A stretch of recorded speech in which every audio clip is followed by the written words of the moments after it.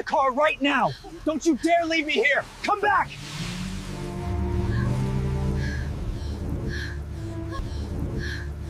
She hid in the Korean Mafia boss's car to escape her abusive boss. He whispered, "Stay down. I have you now." Honestly, I didn't know the man behind the wheel was John Minte, the dragon who controlled half the city's underworld.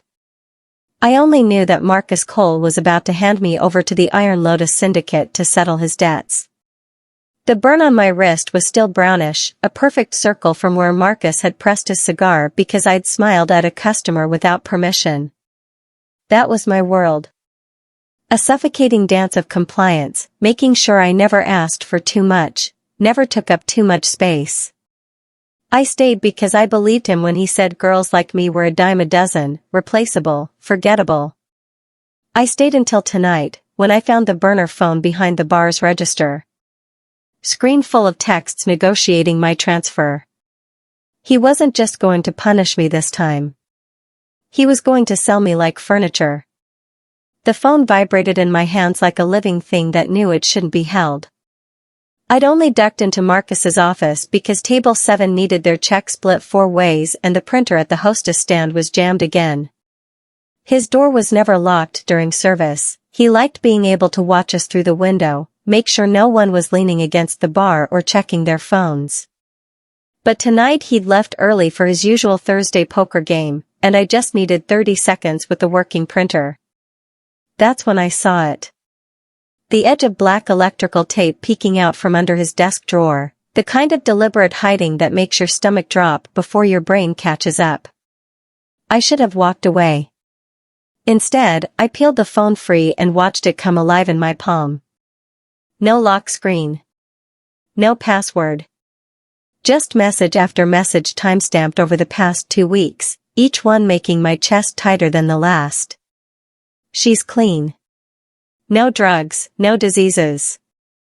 Verified. 25, decent face, knows how to keep her mouth shut. Iron Lotus doesn't do payment plans, Marcus. You're 3 months overdue. The girl clears your tab. Liang's guys pick her up Friday. Done. Friday. That was tomorrow. My hands went numb. The phone nearly slipped through my fingers, but I caught it, scrolling faster now, desperate to find something that said this was about someone else. Anyone else. But then I saw it, a photo Marcus must have taken during last Saturday's shift. Me, carrying a tray of drinks, hair pulled back, profile view. Clinical. Like livestock documentation. The reply underneath, acceptable. Usual drop point. Midnight. I heard laughter from the dining room, the clink of glasses, someone calling for more bread. The normal world spinning on while mine shattered into something unrecognizable. Marcus wasn't just cruel.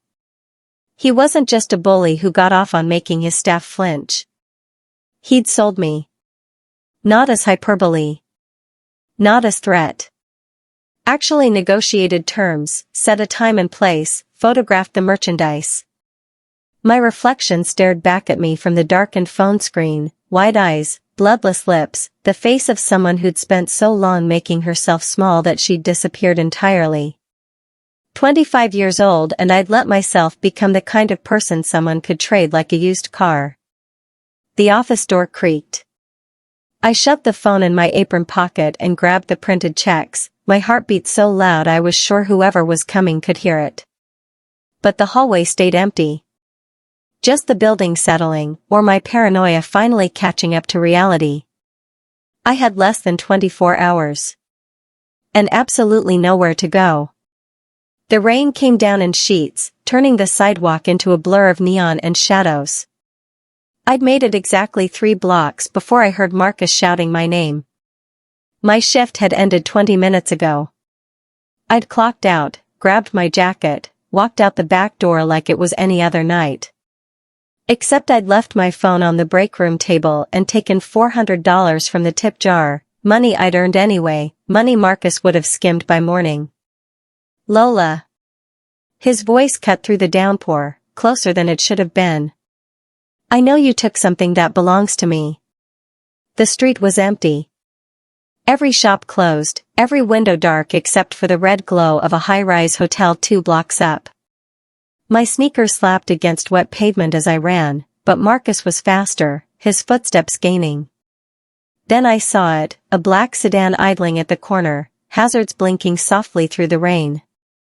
The back door was locked. I yanked the handle anyway, desperate, my fingers slipping on wet metal.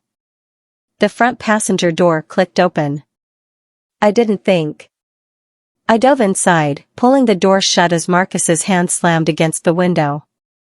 His face materialized through the rain-streaked glass, purple with rage, mouth twisted into something inhuman. Get out of the car, Lola. Right now. The driver didn't move. Didn't speak. He sat perfectly still, one hand resting on the steering wheel, the other draped casually over the center console. Dark suit, expensive watch catching the dashboard light, face carved from shadows and cold certainty. Marcus pounded the glass again, harder. This doesn't concern you, friend. The girl's mine.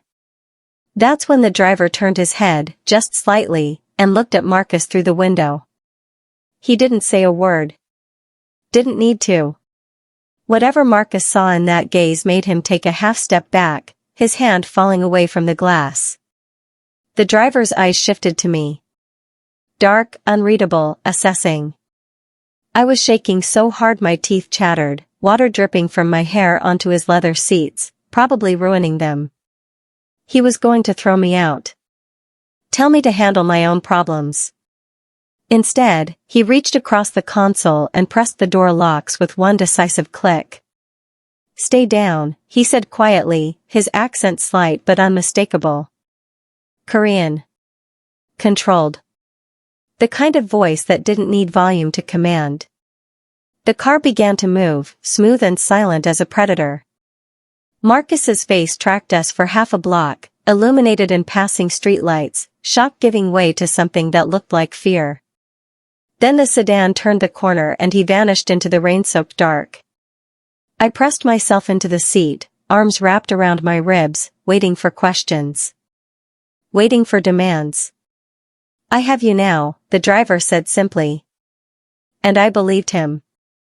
The elevator didn't have buttons. Just a keycard scanner and a subtle upward hum that made my stomach drop as we rose higher than I'd ever been in my life.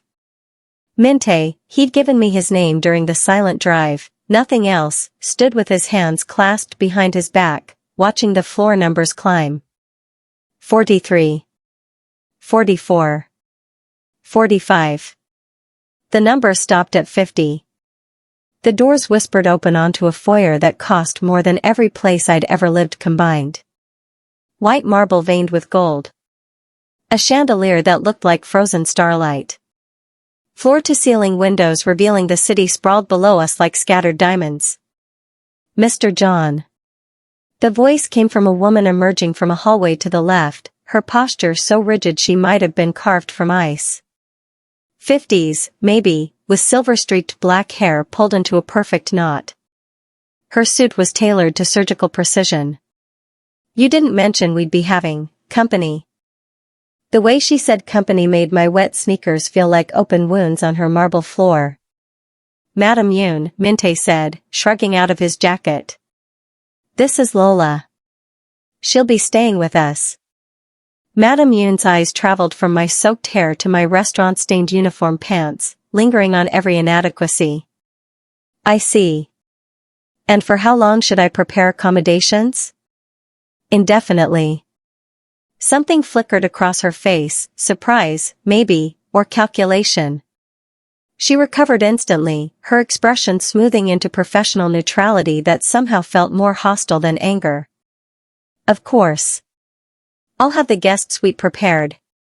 She turned to me, and her smile was all teeth. You must be exhausted, dear. Running through the rain like that. So dramatic. I opened my mouth, but nothing came out. This woman knew. Somehow she knew I'd run, knew I was desperate, knew I didn't belong in a place where the doorknobs probably cost more than my monthly rent. She'll need clothes, Minte said, already walking toward the windows. Dismissing us both. And food. She looks half-starved.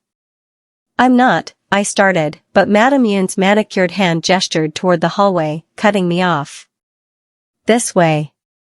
I followed her past rooms I only glimpsed, a library with walls of leather-bound books, a dining room with a table that could seat 20, an office with security monitors showing every angle of the building.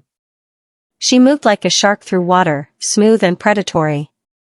A word of advice, she said without turning around, her heels clicking against marble. Mr. John collects broken things. He finds them fascinating. But broken things that forget their place? She paused at a door, finally looking at me directly. Those become disposable very quickly. She opened the door to a bedroom 3 times the size of my entire apartment. Welcome to your cage, little bird. Do try not to soil the linens. I woke to sunlight cutting across unfamiliar silk sheets and the smell of food I didn't deserve. The bedroom door was open. I'd locked it last night, I was sure I had, but now it stood wide, and voices drifted from somewhere beyond. Men speaking Korean in low, efficient tones. The click of dress shoes on marble. A world in motion while I'd been unconscious. I found clothes laid out on the chair. Real clothes, not the cheap polyester I was used to. Soft black pants, a cream sweater that probably cost more than I'd made all month. No note. No explanation. When I finally worked up the courage to leave the room, I followed the voices to a dining room where morning light poured through those impossible windows. Minte sat at the head of the table, reading something on a tablet. 2 men in dark suits stood near the doorway, earpieces visible, eyes tracking my every movement. Sit, Minte said without looking up. I hovered near the door. I don't want to interrupt. You're not. Sit. The chair he indicated was directly across from him. I perched on the edge of it, hands folded in my lap, taking up as little space as possible. The table was set for 2, silver, crystal, plates with actual gold trim.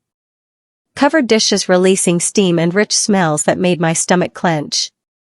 Minte set down his tablet and looked at me properly for the first time in daylight. His face was all sharp angles and controlled intensity, the kind of handsome that came with a warning label. When did you last eat? I'm fine. That wasn't the question. I swallowed. Yesterday morning. A granola bar during my break. He lifted one of the silver covers, revealing eggs, rice, grilled fish, banchan arranged like art. Then he slid the entire plate in front of me. Eat. I'm not really hungry. Lola. My name in his mouth sounded like a command. You will eat. All of it. Now. My hands trembled as I picked up the chopsticks. I took a small bite of rice, chewing carefully, hyper-aware of his eyes on me. This was a test. Everything here was a test. More, he said. I don't need. You've been starving yourself for so long you've forgotten what need feels like.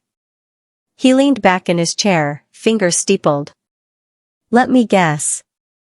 Marcus monitored your breaks. Commented when you ate. Made you feel guilty for basic sustenance. The chopsticks froze halfway to my mouth. You make yourself small, Minte continued, his voice soft but surgical. Quiet. Undemanding. You apologize for breathing too loudly. You're doing it right now, sitting on the edge of that chair like you might need to run at any moment. I don't eat the food. It wasn't a request. I ate. And hated how right he was about everything. The boutique's name was in French, all lowercase letters in gold leaf on frosted glass.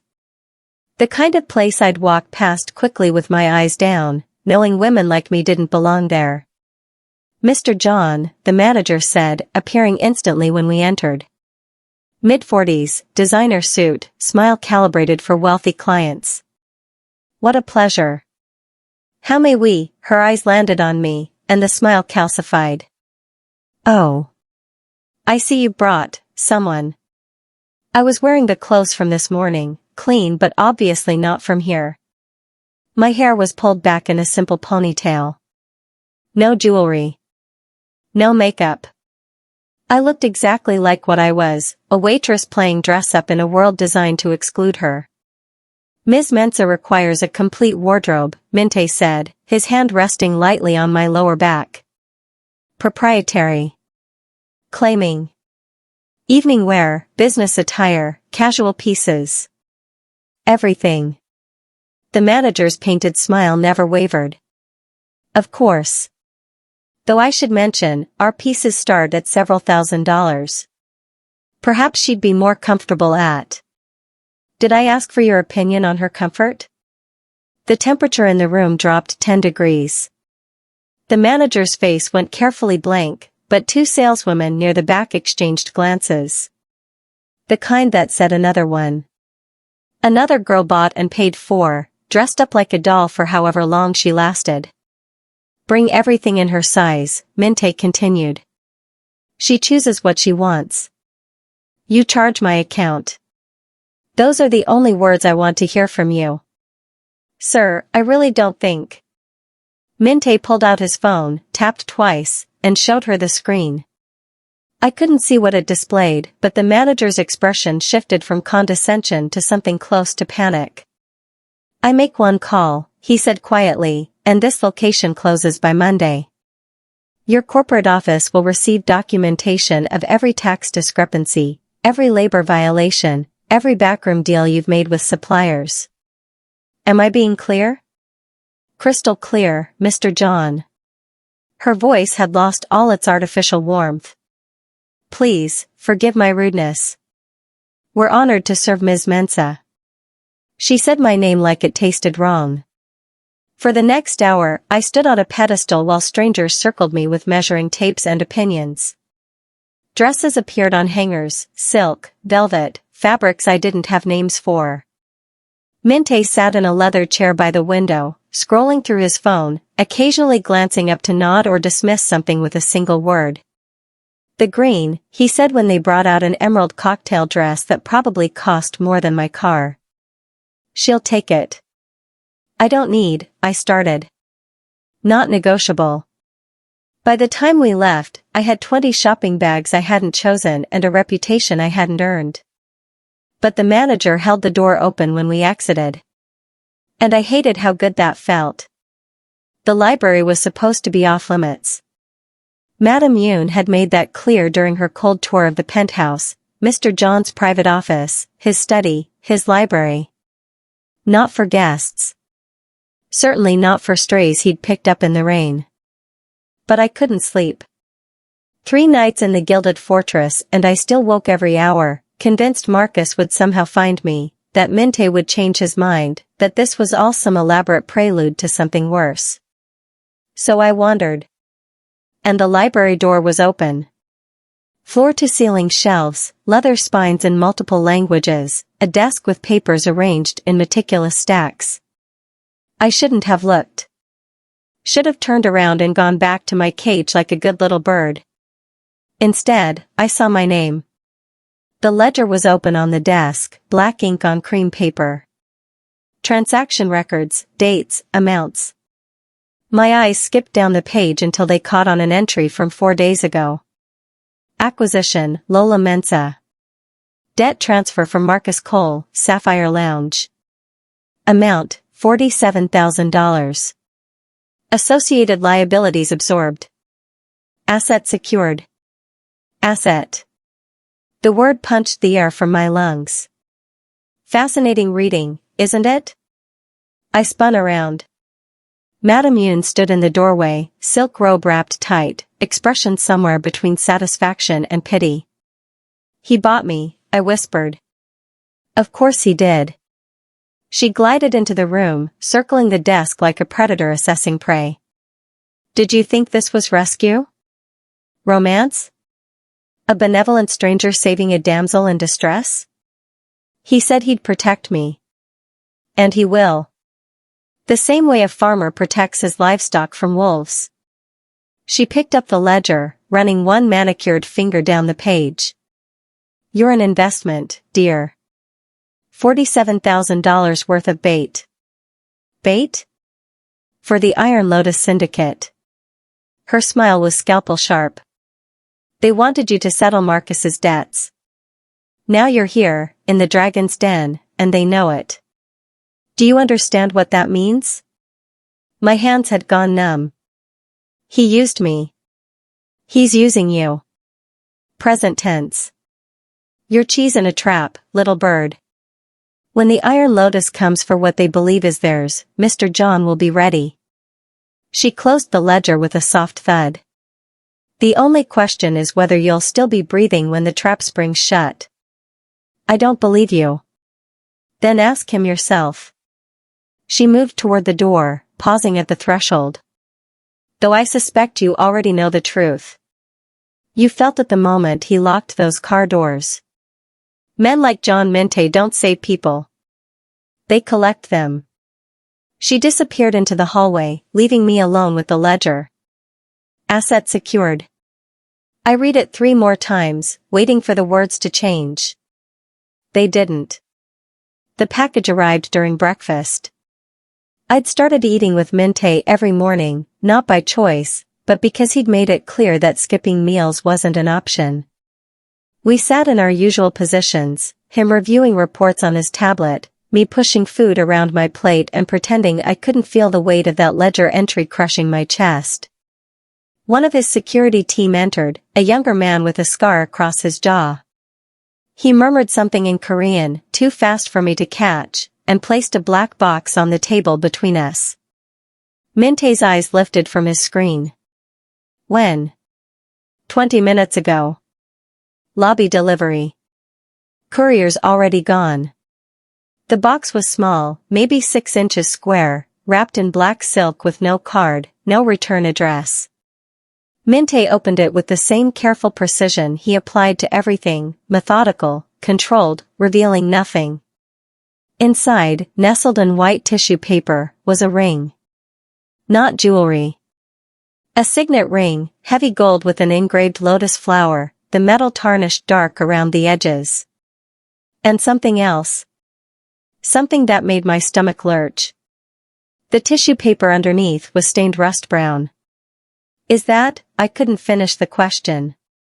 Mente lifted the ring with a cloth napkin, examining it in the morning light. Marcus Cole's. He wore it on his right hand. Thought it made him look important. Past tense. They killed him, I whispered. They erased him. Mente set the ring down carefully, his expression unchanged. There's a difference. Marcus Cole no longer exists, no body, no records, no debts.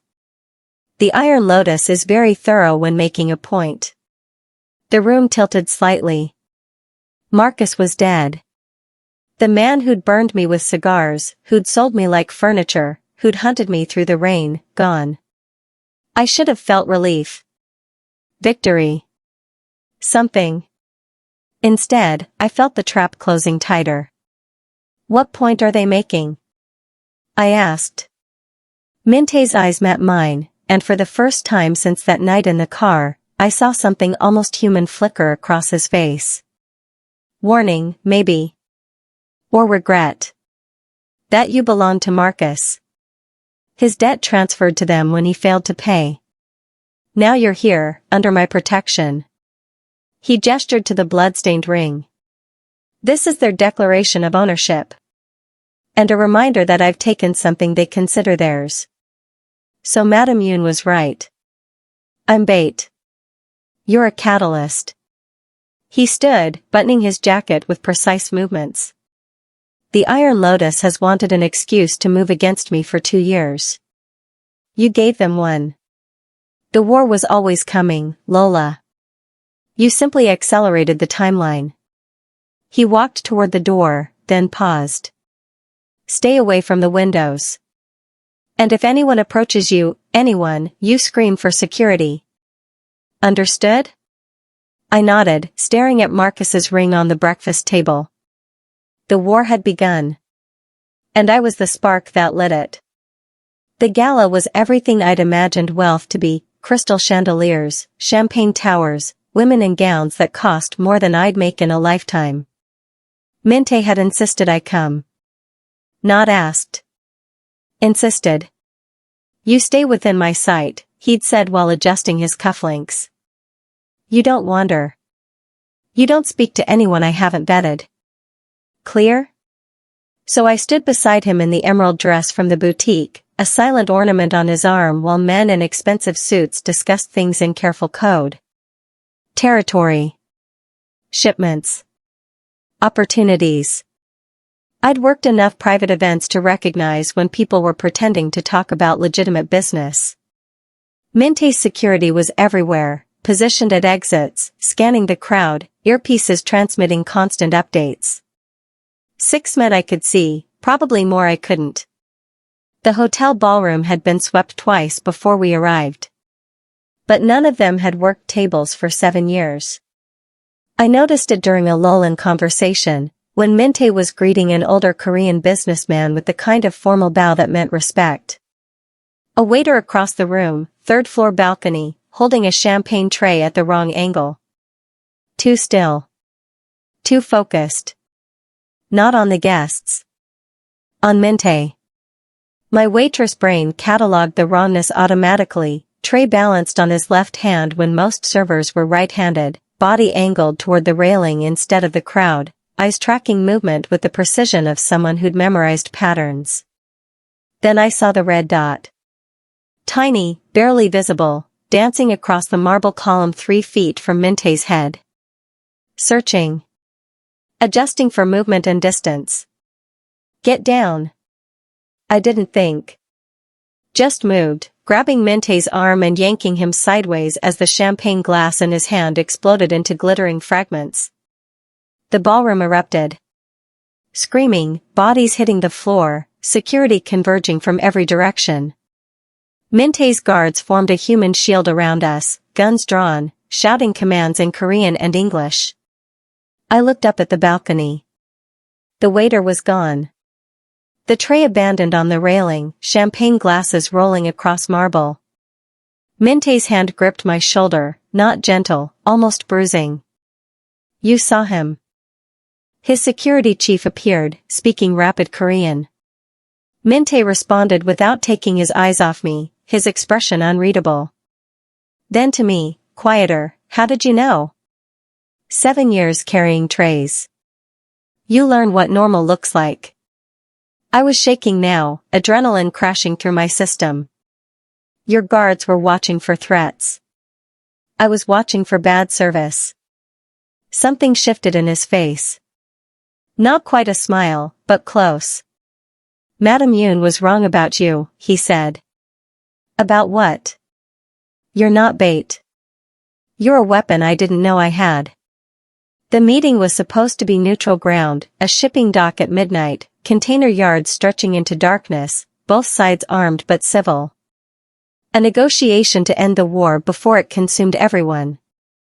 Minte had left me in the car with 2 guards. "You don't move. You don't leave. Understood?" I'd nodded. Lied with my silence. Because I'd seen Jean Woo-sik whispering to Madame Yoon 3 days ago, seen the way he positioned himself always behind Minte, never beside him. Seen the texts on the burner phone he thought he'd hidden well enough. The same way I'd seen Marcus's. The ambush came fast. Gunfire erupting from behind shipping containers, Iron Lotus soldiers pouring out like ants from a kicked hill. Minte's team returned fire, but they were pinned, outnumbered, the trap springing exactly as someone had designed it. Jean stood 20 feet from the chaos, gun raised but not firing, watching Minte with the patience of a man waiting for the perfect shot. I slipped from the car while my guards were distracted, their attention on the firefight. The crane operator's booth was abandoned, keys still dangling from the ignition. Someone had left in a hurry when the shooting started. I'd never operated heavy machinery before. But the controls were labeled, and desperation makes you a fast learner. The crane groaned to life, its arms swinging wide over the container yard. Gene heard it, turned, his eyes widening as he saw me in the booth. He raised his gun, but I was already moving, the massive cargo hook sweeping toward him like the fist of an angry god. He fired. The bullet punched through the booth's window, missing my head by inches. I didn't stop. Couldn't stop. The hook caught the shipping container directly above him, and I released the magnetic lock. 20 tons of steel fell like judgment. Jin's scream cut off with a sound I'd hear in nightmares, metal on concrete, something wet and final underneath. The container settled with a boom that shook the ground, and suddenly the gunfire stopped, everyone frozen by the sheer brutality of what had just happened. Minte stood in the sudden silence, staring at the container, then at me in the crane booth. Blood streaked his face from a grazing shot, his suit torn, but alive. Still alive. I climbed down on shaking legs. My hands were steady on the ladder rungs, but my knees nearly gave out when I reached the ground. Minte crossed to me in 4 strides, his security forming a perimeter. The Iron Lotus soldiers were retreating, their ambush collapsed into chaos. He was going to kill you, I said. Gene. He was waiting for the right moment. I know. Minte's hand cupped my face, thumb brushing my cheekbone. You should have run. I'm done running. His smile was dangerous and proud and something else I couldn't name. Good. Madame Yoon was gone by morning. No dramatic confrontation, no tearful goodbye. Just an empty office and a terse explanation from Minte's security chief, relocated. Permanently. I found Minte in the library, the same room where I'd discovered the ledger with my name listed as an asset. He was burning papers in a metal wastebasket, transaction records, old contracts, things that needed to disappear. She helped Gene, I said. Not a question. For 18 months. Feeding information to the Iron Lotus, undermining security protocols, positioning Gene for the kill shot. He dropped another page into the flames. She thought I'd gotten soft. That bringing you here was sentiment instead of strategy. Was it? He looked up, and something in his expression made my breath catch. Sit down, Lola. I took the chair across from his desk, the same expensive leather I'd avoided for weeks, always perching on the edge like I might need to run. This time I sat back. Claimed the space. Minte opened a drawer and removed a small wooden box, setting it between us with the reverence of something sacred. When he opened it, I saw a ring, heavy gold, engraved with a dragon coiled around Korean characters I couldn't read. My grandfather wore this. Then my father. Then me. He lifted it from the velvet, and in the morning light it gleamed like captured fire. It represents headship of the John family. Authority. Legacy. The right to command and protect everything under our name. Why are you telling me this? Because I'm giving it to you. The world tilted sideways. That's not, you can't just. You saved my life twice. Spotted threats my trained guards missed. Refused to run when any sane person would have fled. He stood, moving around the desk until he was in front of me. You dropped a shipping container on a trader without hesitation. You're not broken, Lola. You never were. You were just surrounded by people too threatened by your strength to let you use it. He knelt. John Minte, the dragon who controlled half the city's underworld, knelt before a waitress from a failed restaurant. I didn't save you that night in the rain, he said quietly. You saved yourself. I just gave you the space to remember who you were. He held out the ring. Be my equal. My partner. My queen. Rule beside me, not beneath me. My hand trembled as I extended it. The ring slid onto my finger, heavy and warm and impossibly right. The ledger, I whispered. It said asset. I'll burn it. He smiled, dangerous and genuine. You were never my property, Lola. You were always my destiny. Outside the windows, the city sprawled below us, mine now, ours, waiting to be claimed. I didn't shrink from it. I leaned in.